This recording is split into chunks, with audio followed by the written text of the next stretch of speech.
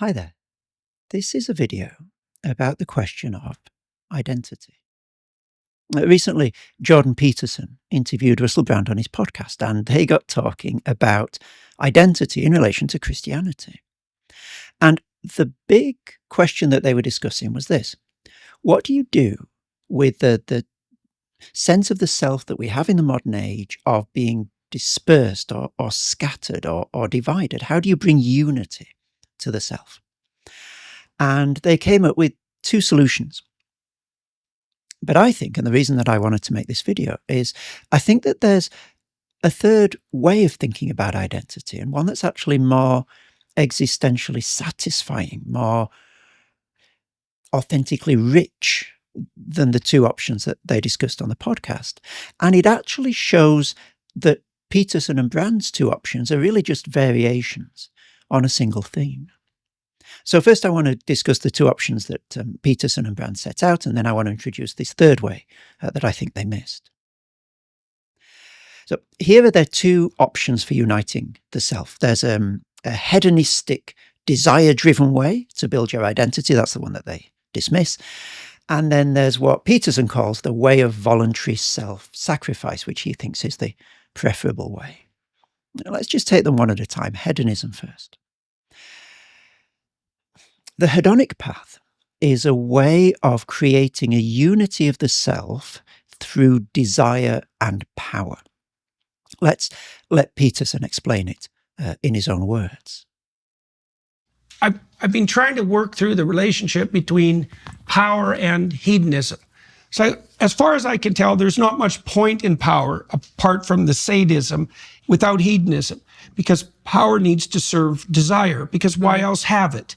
Okay, so then the question is, you might say, well, the power serves my desires. But then there's a problem there. Nietzsche pointed to this, by the way, back in the mid-1800s. He said, well, when you say my, or when you say I, you're assuming some sort of a priori unity that's transcendent, that isn't self-evident, even though you think it is. So you might say, well, I want my desires to be requited, and that's a focus on me. But what you're doing is you're identifying the I or the me with the desire. And what that means inadvertently is that you're replacing I or me with the desire. And what that means is you're actually possessed by the desire. Yeah. So first of all, what's the problem that Peterson identifies here? It's actually, I think, one of the great problems of the modern age, as I'm going to try and explain later in the video. It's the problem of the unity of the self. Think of it this way. If I assume that my desires are an index of some perfectly coherent self, then I'm fooling myself. Now, my desires don't cohere into one unified self. This is Freud's point when he says the ego is not master of its own house. It's Marx's point when he talks about false consciousness. And it's also, as Peterson says in the podcast, it's also Nietzsche's point. It's the problem of the disunified or the scattered self. So I wake up first thing in the morning with one set of desires, and then by the afternoon, I feel like a very different person with a very different set of desires and priorities. In other words, there's more than one me in here. Or my desires are very different to my desires, say, a decade ago. So which set of desires am I going to let define me? And then Peterson goes on to explain the hedonist's solution to this problem. The hedonist identifies the I or the me with desire, with passion. But the tragic irony of this is that if you fully identify yourself with one of your desires or with a subset of your desires, you become, as Peterson argues, possessed by it. Or in theological language, it becomes an idol that enslaves you. And from that point, the hedonist has two options.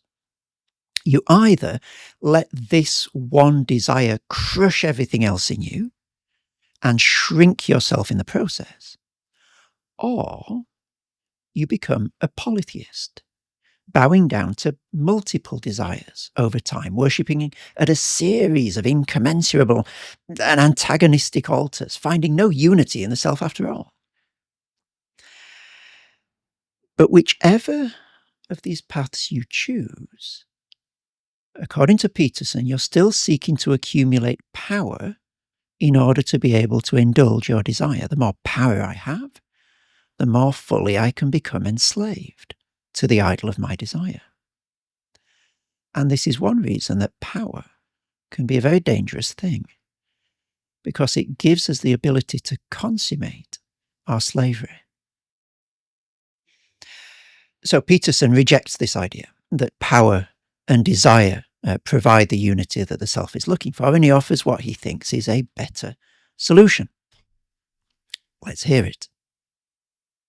The postmodernists essentially presumed that the only uniting story was one of power. Yes. Okay, so then you might say, well, what's the alternative to that conceptualization that still allows for the possibility of union? Because you could have nihilism versus power, for example. Well, I think what the biblical stories are pointing to is an ethos of voluntary self-sacrifice, right? And that is actually the antithesis of power. So according to Peterson here, the alternative way to find unity in the self, which he thinks is the biblical way, is through what he calls voluntary self-sacrifice. But I really don't think that either of those statements are true. Either that, quote, the biblical stories are pointing to an ethos of voluntary self-sacrifice, or that an ethos of self-sacrifice is, quote, actually the antithesis of power. In fact, voluntary self-sacrifice is structurally identical to the hedonism that Peterson rejects. Here's how. In hedonism, I deny some part of me, some subset of my desires, in order to privilege another part of me, namely the desire that I let define me.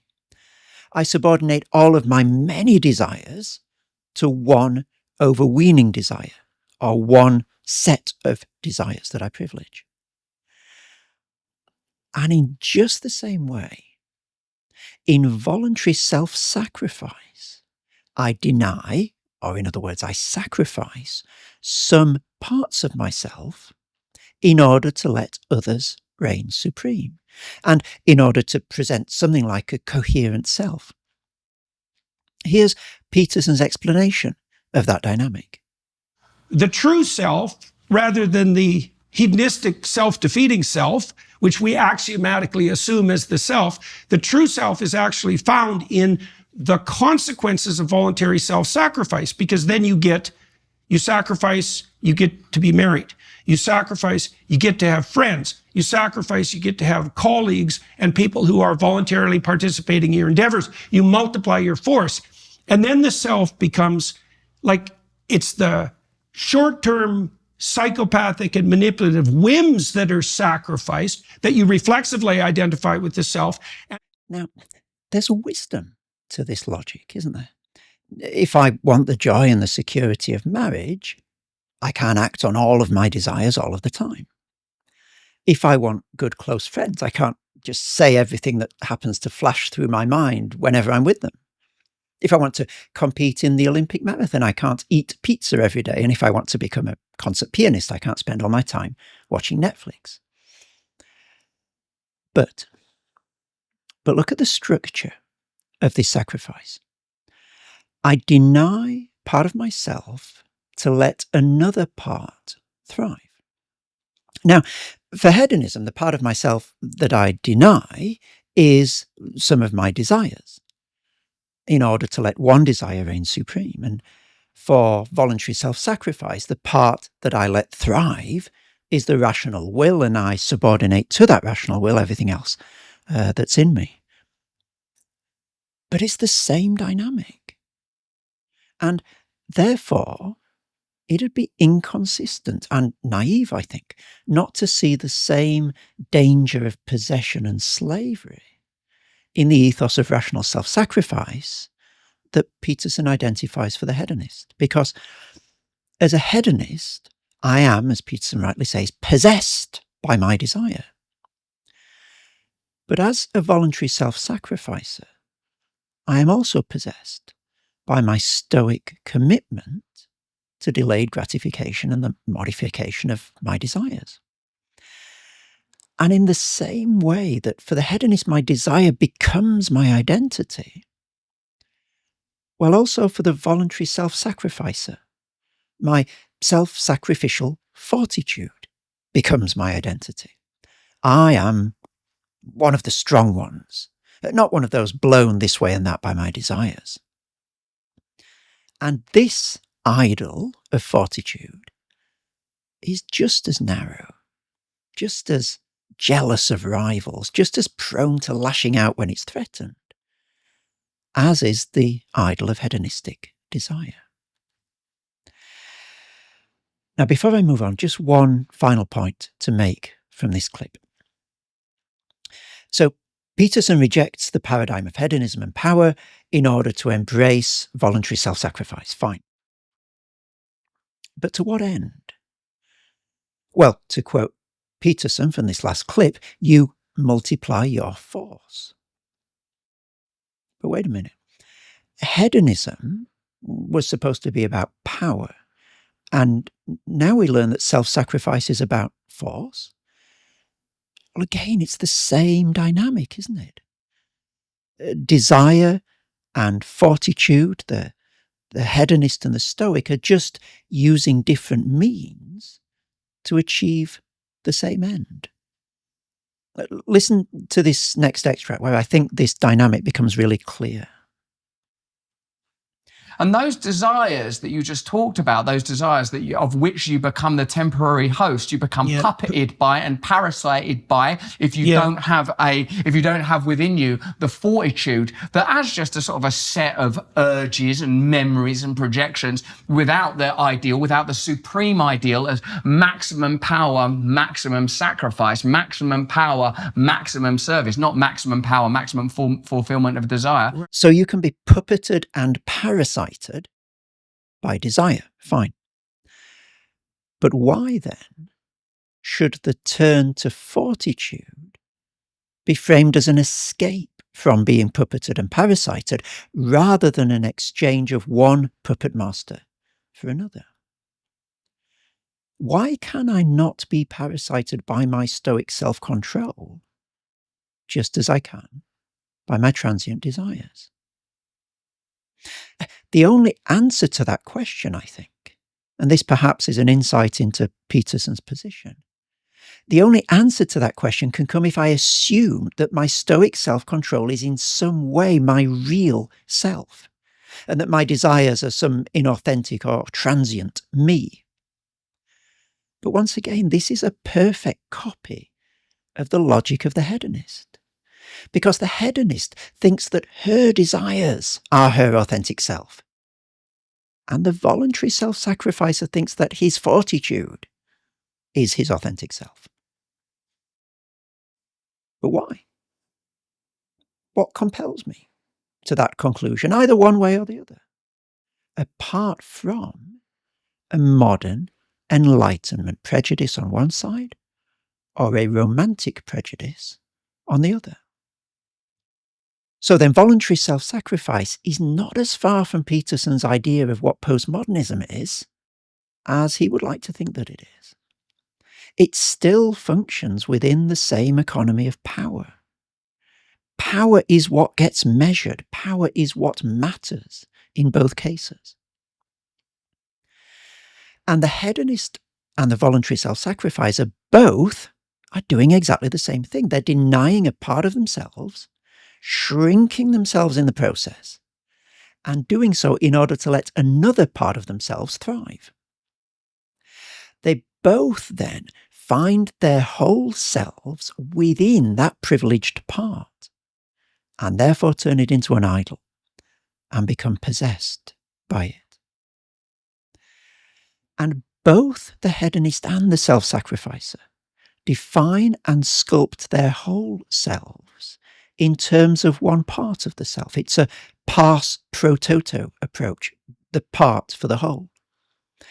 I can shape my identity around my desires, sure. Or I can shape my identity around my fortitude and my voluntary self-sacrifice. But I'm still choosing one part of myself and becoming possessed by that part which, as we'll see in a moment, is an approach that always diminishes me, always shrinks me. And incidentally, this is why both the postmodernism that Peterson rejects and the Stoicism that he propounds are quite at home in the modern capitalist logic of possessive individualism. So let's bring it back together. Here's a one-line summary of what I've been trying to set out in the last 5 minutes or so.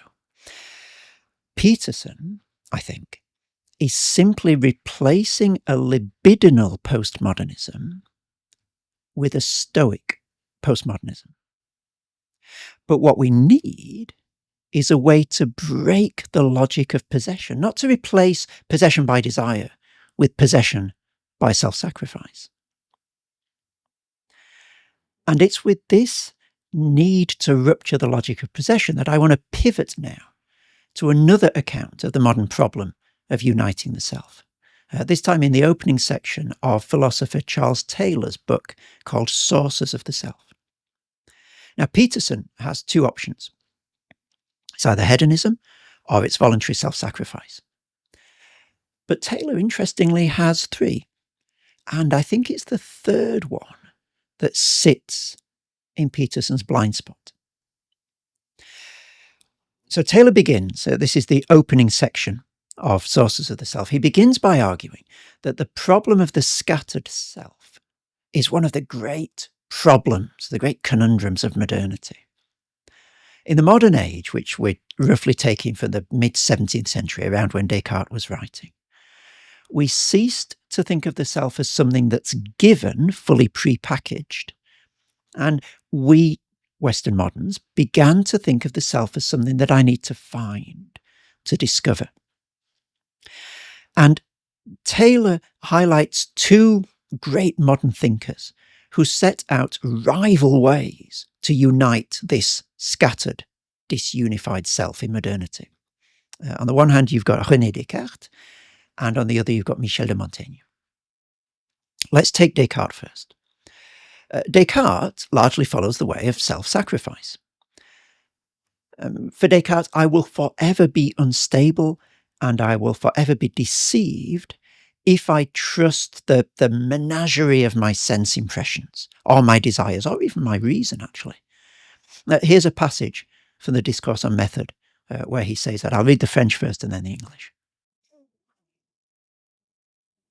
À cause que nos sens nous trompent quelquefois, je voulais supposer qu'il n'y avait aucune chose qui fût telle qu'ils ne la font imaginer. Et parce qu'il y a des hommes qui se méprennent en raisonnant, même touchant les plus simples matières de géométrie, et y font des paralogismes, jugeant que j'étais sujet à faillir autant que d'autres, je rejetai comme fausses toutes les raisons que j'avais prises auparavant pour démonstration. Et enfin, considérons que toutes les mêmes pensées que nous avons, étant éveillés, ne peuvent aussi venir quand nous dormons, sans qu'il y en ait aucune, pour lors qui soit vraie. Je me résolus de feindre que toutes les choses qui m'étaient jamais entrées en l'esprit n'étaient non plus vraies que les illusions de mes songes.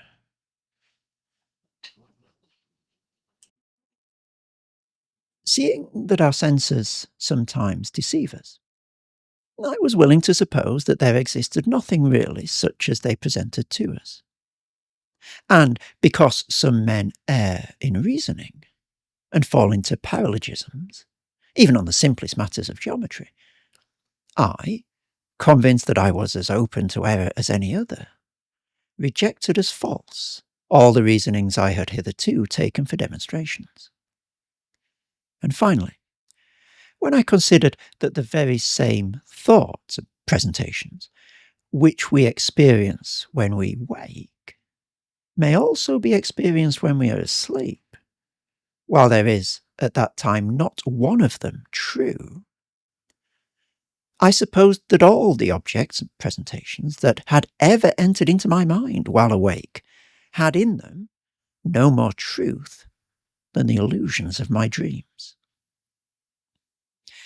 So what's going on here? Well, in order not to be deceived by any of these things, I need to subordinate them all, for Descartes, to the single gatekeeper of rational intuitive certainty. Let me read on in the same passage. Mais aussitôt après j'ai pris garde que pendant que je voulais ainsi penser que tout était faux, il fallait nécessairement que moi, qui le pensais, fût-ce quelque chose. Et remarquons que cette vérité, je pense, donc je suis, est ici ferme et si assurée que toutes les plus extravagantes suppositions des sceptiques n'étaient pas capables de l'ébranler. Je jugeais que je pouvais la recevoir sans scrupule pour le premier principe de la philosophie que je cherchais. But immediately upon this, I observed that while I thus wished to think that all was false, it was absolutely necessary that I who thus thought should be somewhat. And as I observed that this truth, I think, therefore I am, was so certain and of such evidence that no ground of doubt, however extravagant, could be alleged by the sceptics capable of shaking it, I concluded that I might, without scruple, accept it as the first principle of the philosophy of which I was in search. Well, what's going on here? What is Descartes' method? Philosopher Michel Serres represents it with what I think is a helpful diagram, showing that Descartes' system is actually a progressive sacrifice of more and more of the self. Here it is. So first, I sacrifice all the ideas or impressions that are vague or obscure, leaving only what's clear. And then I sacrifice everything that's indistinct, muddled, or confused, leaving only the distinct. But even if something is distinct, it may still be inadequate if I can't fully comprehend it in all its aspects. Knowledge is adequate when the mind fully grasps the nature and causes of the thing under investigation.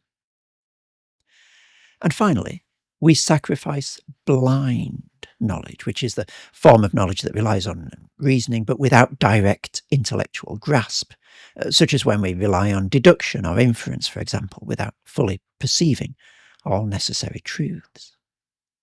And what does this leave us with?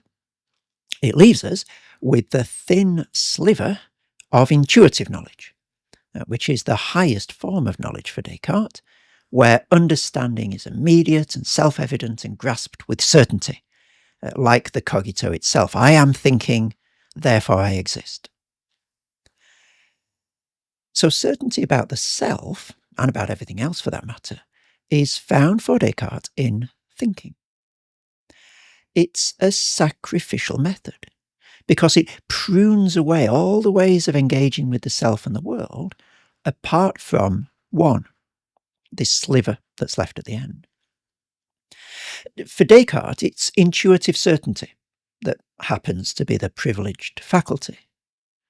But for other thinkers, it could be the desire, it could be the appetite, it could be the will. In each case, it's the structure of sacrifice that's the same. So then for Descartes, the way that I bring unity to my experience, and therefore to myself, is to erect indubitable intuition as the single gatekeeper of all knowledge. And it is a logic of voluntary self-sacrifice. But as many readers of Descartes have concluded, it leaves a very emaciated, very lopsided, and ultimately dangerous conception of the self. But there's a different way to bring unity to the self at the dawn of modernity that Taylor talks about in the opening section of Sources of the Self. And it's the way pioneered by Michel de Montaigne.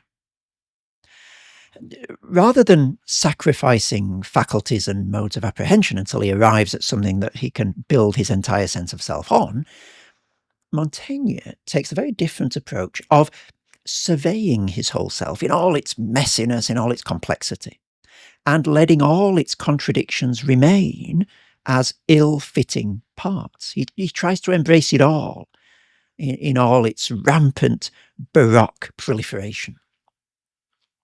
And his iconic line about this in his essays is not the self as the sacrificial victory cry of cogito ergo sum, finally, but the uncertain, hesitant, que suis-je?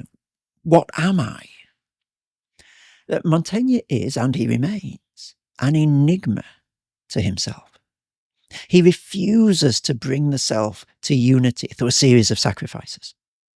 Listen to how he puts it in the second book of essays, essay 16, on glory. Nous sommes, je ne sais comment, doubles en nous-mêmes, en sorte que ce que nous croyons, nous ne le croyons pas, et ne pouvons pas nous débarrasser de ce que nous condamnons. Within ourselves, we are somehow double creatures, with the result that what we believe, we do not believe. What we condemn, we cannot rid ourselves of. So for Descartes, the authentic method to a unified selfhood is to rid ourselves of all the illusions, all the conceptions of inconstancy that bedevil us, and fix on something unchanging in the self.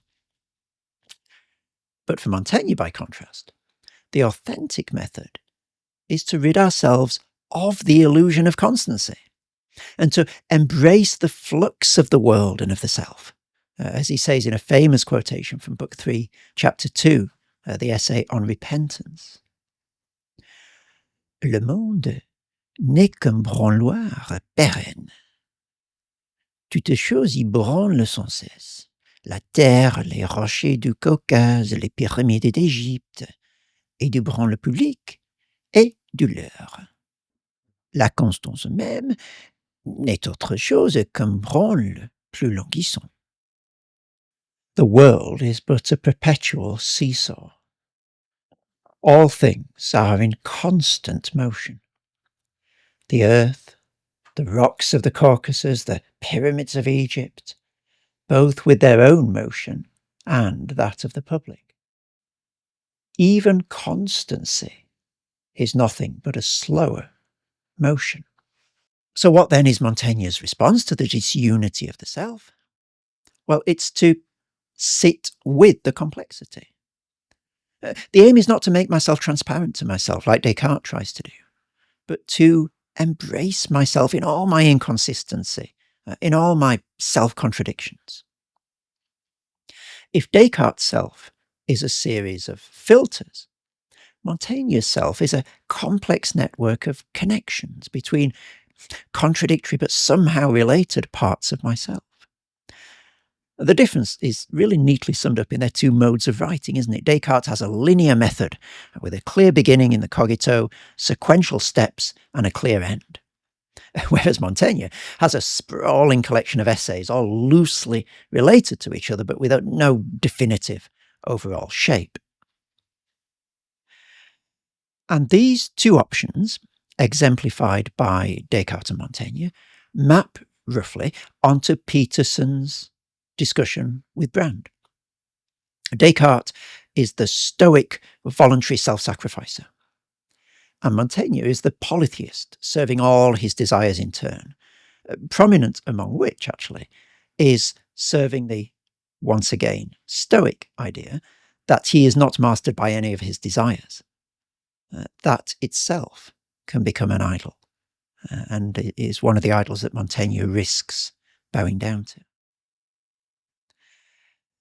But Taylor, unlike Peterson and Brand, introduces a third partner into this conversation.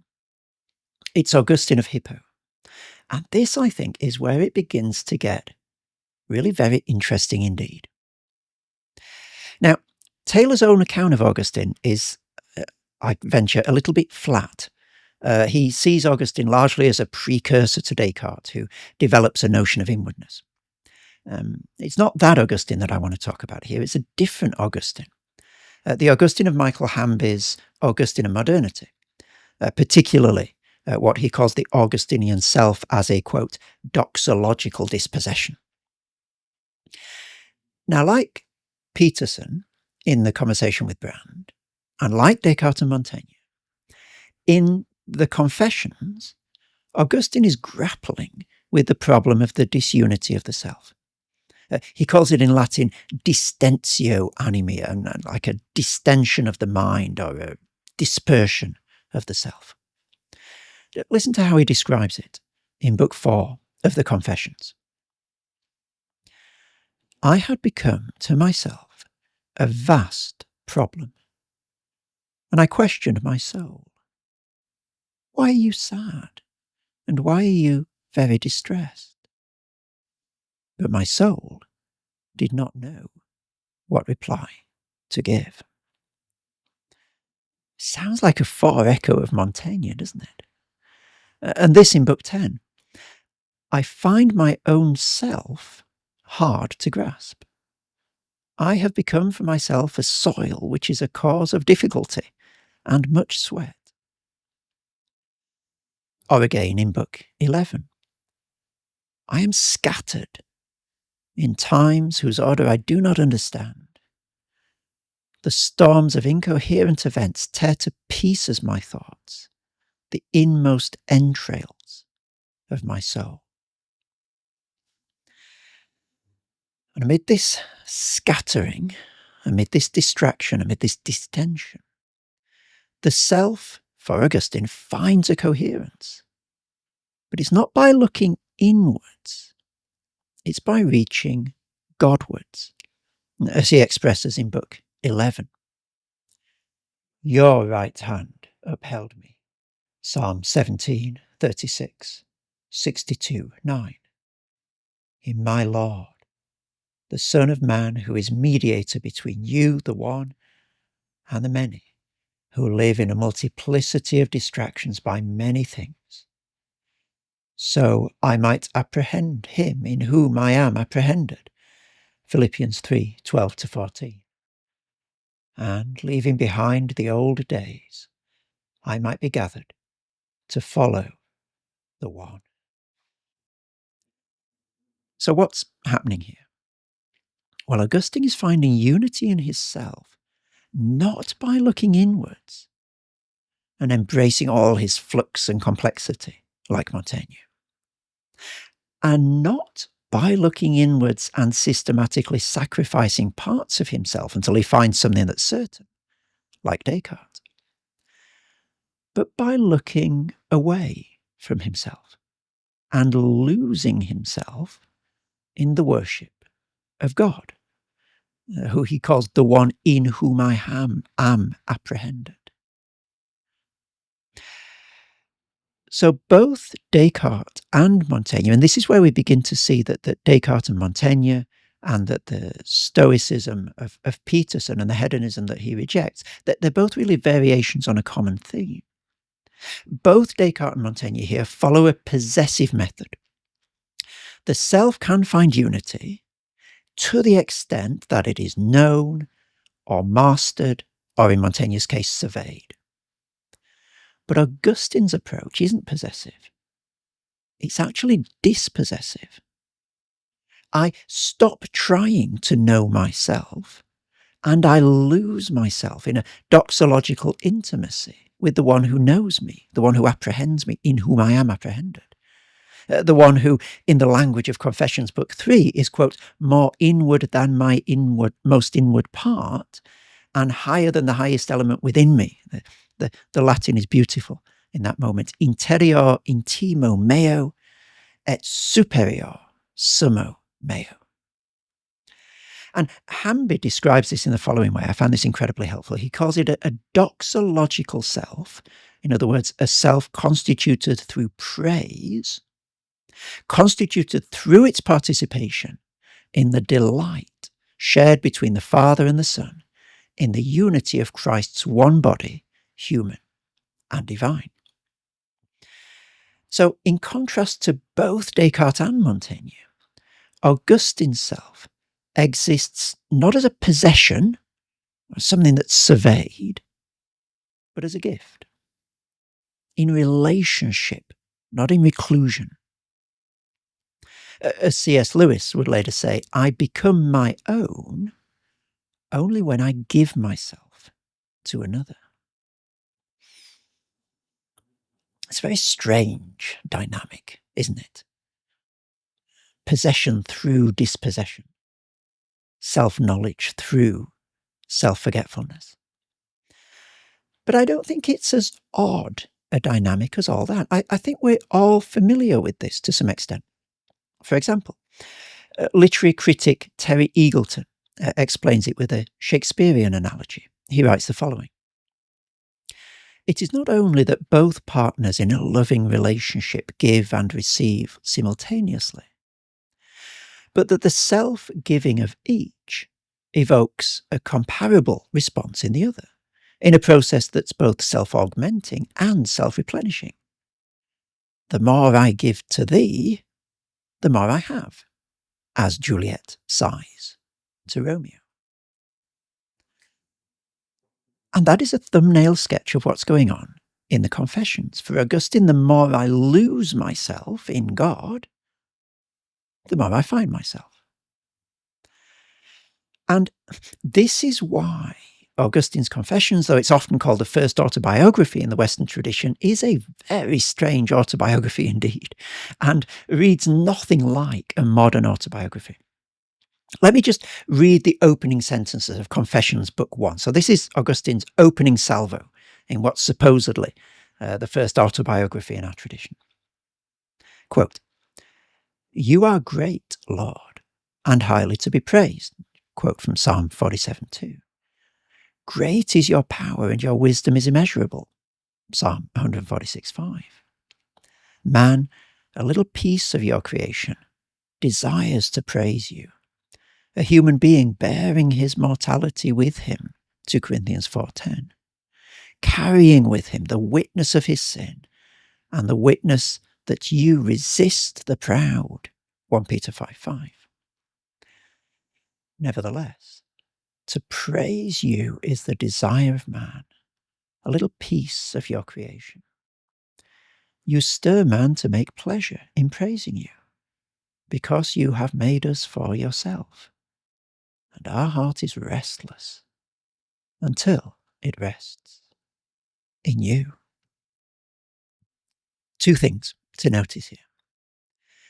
To begin with, this passage is in the second person. It's addressed to you, written as a prayer.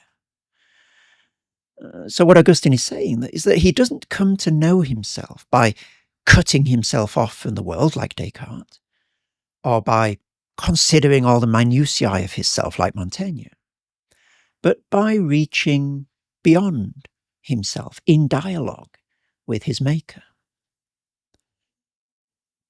And secondly, this is a very strange autobiography indeed, because it appears that Augustine considers the royal road to the most intimate and authentic truths about himself to be by quoting words that were written centuries before he was born in a culture not his own, namely from the Psalms in the Bible.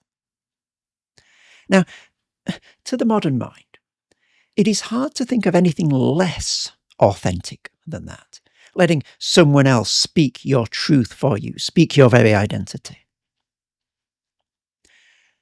But in truth, I think there's something very profound that's revealed by this, because I think that is what we all always do.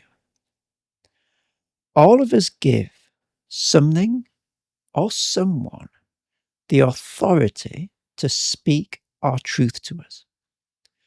We always, in other words, find out who we are in community, as others reflect us back to ourselves. Now, some of us might find ourselves in online communities. Some of us might construct our identities in family contexts, some in communities of friends, or in a work ethos or a work culture. But the structure is the same.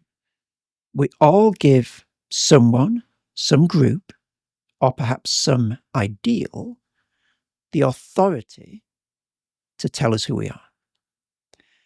So the choice then is not about whether we let someone speak ourselves to ourselves. The choice is about who we trust to speak ourselves to ourselves. Now, if we wanted to diagram Augustine's approach here, as we did with the Descartes and Montaigne earlier, how would we do that? Well, it's certainly not a set of sacrificial filters like Descartes, and it's not really a network like Montaigne either. It is something like a circle, the center of which is outside its perimeter. In other words, a self, the center of gravity of which is not at its own core, but in the God who is precisely interior intimo meo et superior sumo meo. It's a paradoxical idea, isn't it? What does that even look like, a circle with its center outside its periphery? But that's really the point, because it tries to capture the paradox of the biblical dynamic in which I find myself by losing myself. But not losing myself any old how. Losing myself in the God who is more intimate to me than I am to myself. Now, there's another crucial element to this Augustinian self, namely that it's part of a story. For Descartes, the self is fixed and unchanging, isn't it? And for both Montaigne and Peterson, the self can change incrementally, gradually over time, but it can't be fundamentally transformed. But for Augustine, by contrast, the self is part of an ongoing story that does include dramatic transformations. Let me read on from a passage that I quoted earlier. You are my eternal Father, but I am scattered in times whose order I do not understand. The storms of incoherent events tear to pieces my thoughts, the inmost entrails of my soul. Until that day, when purified and molten by the fire of your love, I flow together to merge into you. So the unity of the self for Augustine is not a present possession. It is an eschatological hope. In other words, I don't bring unity to myself by privileging one of my desires. And I don't bring unity to myself through voluntary self-sacrifice, because those pars pro toto solutions don't last. I just end up with an emaciated, truncated self. No, unity is brought to the self as it forgets itself in praise of the praiseworthy. And the self is held together in eschatological hope. In other words, it's a Cartesian illusion that the self can be made transparent to itself here and now. And it's an illusion that Peterson doesn't have the tools to extricate himself from. It's either self-transparency here and now, or a disunified self. But I will always remain an enigma to myself in this world, to some extent. And this is where the Christian sense, Augustine's sense, shows itself to be very different from both Descartes and Montaigne, because it's part of a story that extends beyond the current messiness and contradictions of the self, and that sets out a hope of a future melting and flowing together, to use Augustine's language, that, to mix metaphors a little, shines a ray of light retrospectively on the current confusion. And so the Christian self is, grammatically speaking, gerundive. It exists in the present in light of what it will become. It has its future written all over it. The Christian self exists now, right now, in the mode of the to be purified, or the to be merged. And that is a dynamic that is unavailable to Descartes, unavailable to Montaigne, and unavailable to Peterson. Well, just one final set of reflections now before we finish. Peterson claims that the paradigm of voluntary self-sacrifice is the Christian, the biblical way. Now, I want to ask the question, is that true? I don't think it is. Certainly not in the way that Peterson means it, because for him, voluntary self-sacrificing is when I sacrifice one part of myself on the altar of another part. I deny, for example, my desires in order that the fortitude of my rational will can instill an ethos of delayed gratification. But the language of sacrifice of the self used in the Bible is not the sacrifice of some part or faculty of the self to the benefit of another. It's the language of the sacrifice of the whole self, in order that the whole self can be received back and reborn in Christ. And this means that the biblical idea of sacrifice doesn't issue in this emaciated self, in which, for example, my desires are suppressed by the fortitude of my rational will. But it issues in a whole new self, to use the language of Colossians 3, that's being renewed in the image of its creator. Let me just read Colossians 3, 9-11. Do not lie to each other, since you have taken off your old self with its practices, and have put on the new self, which is being renewed in knowledge, in the image of its creator. Here there is no Gentile or Jew, circumcised or uncircumcised, barbarian, Scythian, slave or free, but Christ is all and is in all. So what's going on in this passage? It's the idea that God wants to renew all of ourselves, all of our faculties, desire, will, reason, everything. Just look at Jesus as an example of this renewed self. Jesus was emotional. He wept at Lazarus' tomb. He was reasonable. He had a clear sense of mission, and yet he let himself be interrupted while he was going about that mission. For example, by the woman with the flow of blood in the Synoptic Gospels, by people who happened to come across his path in an unscripted way, who needed him. So there's this multifaceted complexity to Jesus. He's emotional without being a hedonist. He's laser-focused without being a stoic. He's strong-willed. But in the Garden of Gethsemane, he cedes that will to his Father and says elsewhere that his only purpose is to do his Father's will. In other words, Jesus remains a full human being. He's not ruled by his desires, but neither is he ruled by a stoic ethos of self-sacrifice. He came, as the Bible says, eating and drinking. And he came to sacrifice on the cross, promising a wedding and a banquet in heaven, hedonistic again, for those who follow him. And so what we're finding is that both the hedonism that Peterson rejects and the stoicism that he embraces are partial, defective fragments of a greater whole that we find through Augustine in Christ. And notice in Colossians 1 how the Christian new self doesn't create divisions between different groups. You notice that at the end of the quotation I read. There's no Gentile or Jew, circumcised or uncircumcised, barbarian, Scythian, slave or free, but Christ is all and is in all. And this again stands in contrast both to the position that Peterson rejects and to his own position.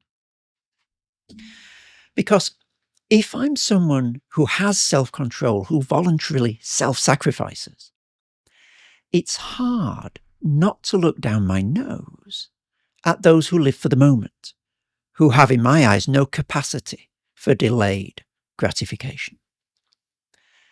And if I'm someone who's hedonistically possessed by one or more of my desires, it's hard not to look down my nose at those who, as I see it, are not being true to their authentic selves, these straight-laced sacrificial self-deniers who want to make their own lives miserable and want to foist their morality on the rest of us and make everyone else miserable with them. But the biblical dynamic of taking off the old self and putting on the new self brings unity across all the great divisions of the ancient world, Gentile and Jew, circumcised, uncircumcised, barbarian, Scythian, slave or free. It gives none of these groups, no group, the opportunity, the excuse to look down its nose at any other. Just a quick footnote on the Scythians before we move on, because it's a confusing part potentially of this passage. The Scythians were a nomadic people originating from the Eurasian steppes, encompassing parts of modern-day Ukraine and Russia. And their lifestyle was starkly contrasted with the agricultural settled societies of the Greeks and Romans, which led to the idea that they were uncivilized and savage. In the imagination of settled societies, even more savage than the barbarians themselves. So what the inclusion of Scythians in Paul's list is doing is it's demonstrating that in Christ all cultural, social, ethnic divisions are overcome. No one can look down at their nose on anyone else, even those extreme Scythians out there. So then, is Christianity a logic of voluntary self-sacrifice? Let me begin to answer by asking another question. Is driving a car all about turning the key in the ignition? Is running a race all about lacing up your shoes? Well, those things are part of it, aren't they, to be sure. And you can't drive a car without turning it on, and you can't run a competitive track race without footwear. But no one would say that the reason you drive a car is so that you can turn the key in the ignition. No one would say that the reason you run a race is so that you can have an excuse to lace up your shoes. And similarly, sacrifice is part of the Christian life, but it's not the ultimate goal of the Christian life. It's something as you do as a means to a more expansive and richer end. Take Romans 12, for example, one of the great New Testament verses on sacrifice. Paul writes, "Therefore I urge you, brothers and sisters, in view of God's mercy, to offer your bodies as a living sacrifice, holy and pleasing to God. This is your true and proper worship." Well, surely this is a verse about voluntary Stoic self-sacrifice, isn't it? Yeah, not so fast, because why do I offer my body as a living sacrifice as a Christian? Well, it's not for sacrifice's sake, but for worship's sake. This is your spiritual act of worship. The end is doxological. I want more of God. I want to be more intimate with God. This again is the circle with its center outside its perimeter. Or take the beginning of that great chapter on love in 1 Corinthians 13, another of the great sort of motifs of sacrifice in the Bible. I'll just read out 1 Corinthians 13, 1-3. "If I speak in the tongues of men or of angels, but do not have love, I am only a resounding gong or a clanging cymbal. If I have the gift of prophecy and can fathom all mysteries and all knowledge, and if I have a faith that can move mountains but have not love, I am nothing. If I give all I possess to the poor and give over my body to hardship that I may boast, but have not love, I gain nothing." Well, surely giving all I possess to the poor or giving my body over to hardship are great sacrifices of Stoic fortitude, aren't they? But are they the ball game? No, they're not in this passage. I can fulfill those voluntary self-sacrifices immaculately and still walk away with nothing, because they're a means to the end of loving God and loving my neighbour. And again, The means is sacrificial, but the end is intimacy and doxology. One final quotation, another great New Testament passage on self-sacrifice, this time from Hebrews chapter 12, verses 1 to 3. Therefore, writes the author of the letter to the Hebrews, since we are surrounded by such a great cloud of witnesses, let us throw off everything that hinders and the sin that so easily entangles. And let us run with perseverance the race marked out for us, fixing our eyes on Jesus, the pioneer, the perfecter of our faith. For the joy set before him, he endured the cross, scorning its shame, and sat down at the right hand of the throne of God. Consider him who endured such opposition from sinners, so that you will not grow weary and lose heart. Now, the writer is enjoining the Hebrews to Christian self-sacrifice, isn't he? Throw off everything that hinders. Throw off the sin that so easily entangles. Deny yourself. But why? Because sacrifice is good? Because fortitude and gaining power are the end? No. Because this is the way to a unified self? Absolutely not. No, because this is the way to become like Jesus, to walk his path, to lose yourself in finding him. And did he do it for fortitude and the discipline of self-sacrifice? No. He did it for joy, to sit down at the right hand of God in intimate communion. And the letter writer's image of a race is really helpful, I think, here. Self-sacrifice is not the race. Self-sacrifice is what allows you to run the race faster and more effectively than you could otherwise. The race is fixing your eyes on Jesus, who has already perfectly run the race, run it for us, with the aim of joining him in his Father's presence. Again, sacrifice is the means, worship and intimacy is the end. So for this biblical Augustinian way of looking at things, your identity is not finally about your voluntary self-sacrifice, because your identity is not finally about you. It's about knowing Christ, being known by him, in Augustine's language, apprehending him in whom I am apprehended. It's about finding yourself in him. And that's why the crucial question of identity in the New Testament is not the modern question, who am I? But it's the question that Jesus asks of his disciples. Who do you say that I am? And as Augustine shows so eloquently in the Confessions, it's in answering that question that we finally find out who we truly are. See you next time.